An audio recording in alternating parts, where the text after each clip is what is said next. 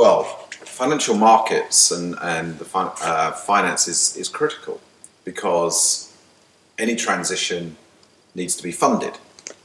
But also, GHG emissions from power stations, from cars, these need to be funded as well. So there's two sides to this coin. And I think it's increasingly important, and Carbon Tracker's work, our financial analysis, is demonstrating that actually clean options, low carbon options, clean energy renewables is increasingly becoming the cheaper option.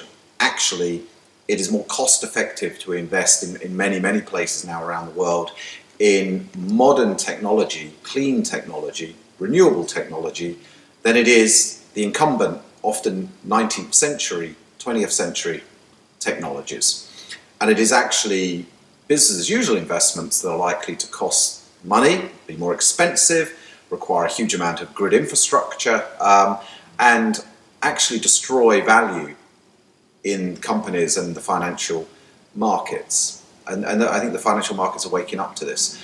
But as I said before, whatever we do costs money, has to be financed. Whether it's very old-fashioned coal-fired power stations that are going to damage the climate, they cost money, they have to be financed. Or whether it's clean energy solutions. And I think what's important, and why the financial markets are important, is to ensure that they have the full transparency, the information they need to assess those, and actually increasingly understand that clean energy solutions are cheaper, and that companies, major companies in our financial system, the major oil and gas companies, for example, energy utilities, are incredibly exposed to the transition, and that if they do not properly assess the different future scenarios and how this plays out, and no one knows for sure, they risk destroying a lot of value.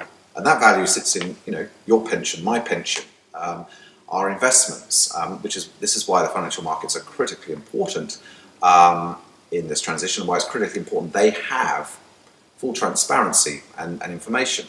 And I think what's exciting in recent years is, central banks have started to understand this, particularly the Bank of England, and the governor of the Bank of England, Mark Carney, has spoken on this on many occasions, and he set up through the G20's Financial Stability Board, the task force on climate-related financial disclosures to ensure that the financial markets get this information, to ensure that companies come under pressure to assess the different scenarios that may play out and stress test their business models against those.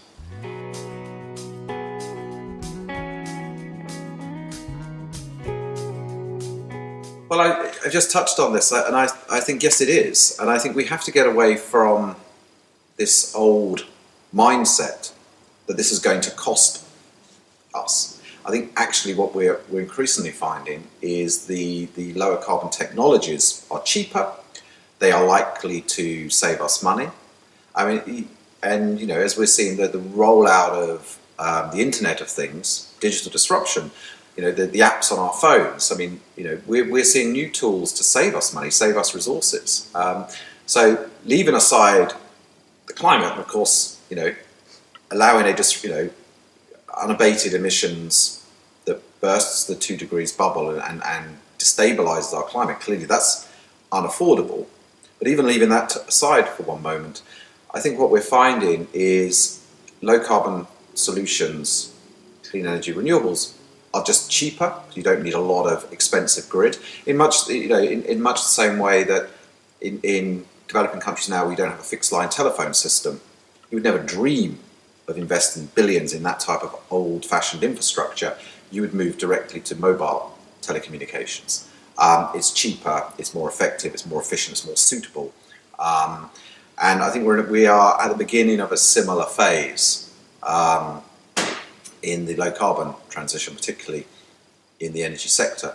So I think, the old mindset was this is going to cost us. I think the new mindset and the new reality, underpinned by the numbers and financial analysis, is already in many places it is cheaper. And in a very short period of time, it will be cheaper in most places, if not everywhere, to invest in the lower carbon transition. So actually, it will cost us to, and be unaffordable to go down a business as usual pathway, using old 19th century, 20th century technology, it'll be much cheaper to go down a clean, low carbon transition using 21st century, cheaper, more cost effective technologies.